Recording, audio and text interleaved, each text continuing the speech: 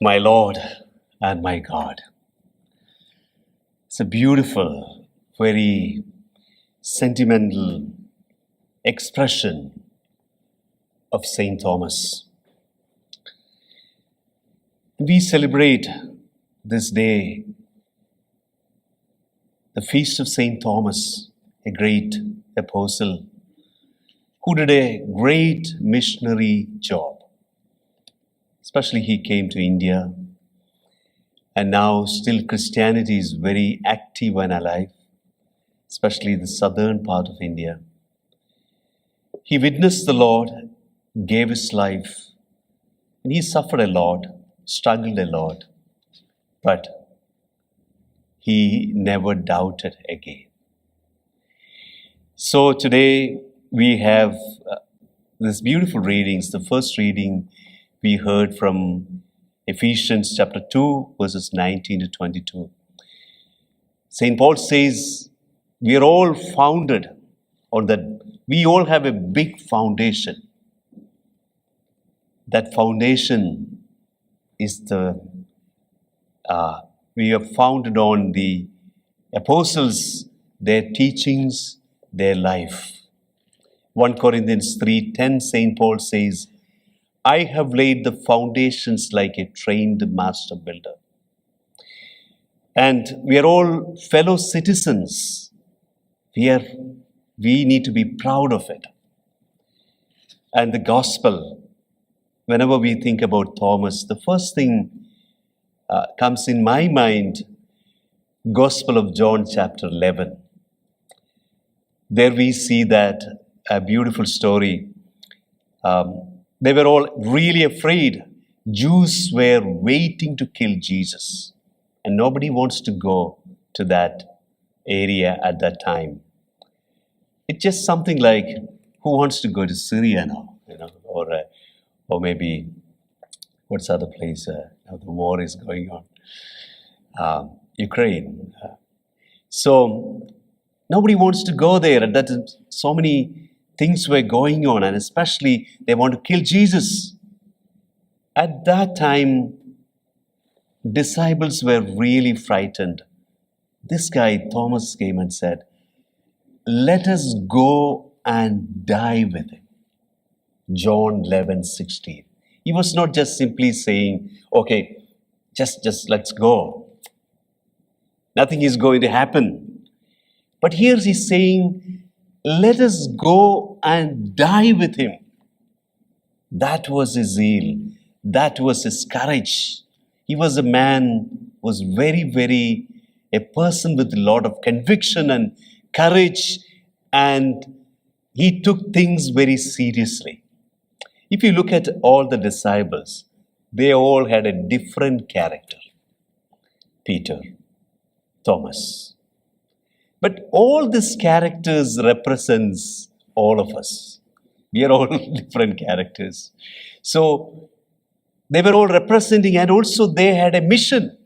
Even though in spite of their doubts, their failures, their everything, how Jesus beautifully worked.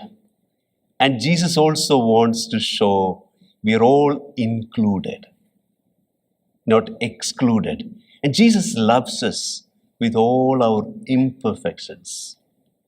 And Jesus also uses our different characters and different gifts. And sometimes certain things can be our strength. Our weaknesses can be our strength. Don't underestimate our weaknesses. As Jesus said, St. Paul said in 2 Corinthians chapter 12, 7 to 10, when I am weak, then I am strong. So then, moving from that Gospel of John 11, then we see Thomas again in John chapter 14.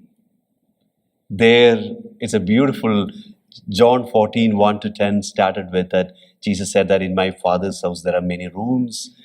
And so Philip is starting asking John 14, 8 and 9, he's asking like, now look,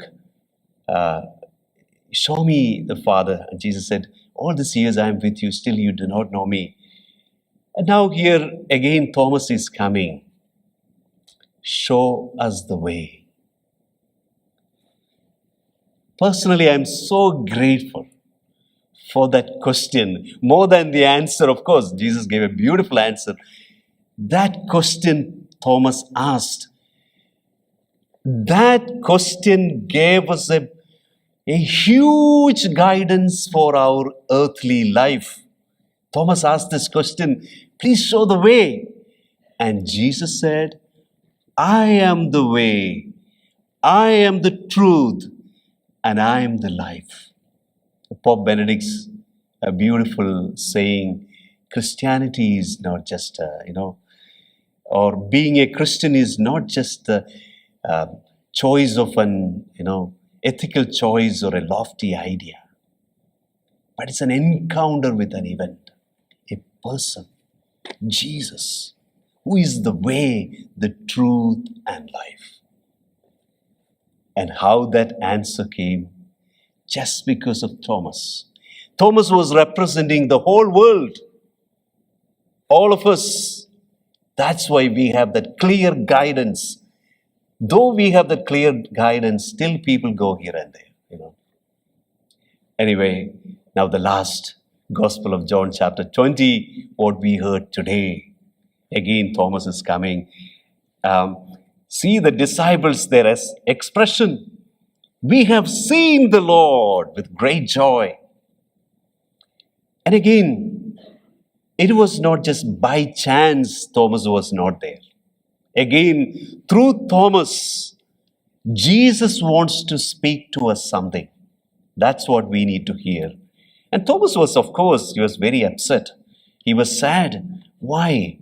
Just like a little child, Thomas said, unless I see the mark of the nails in his hands and put my finger into the nail marks and put my hand into his side, I will not believe.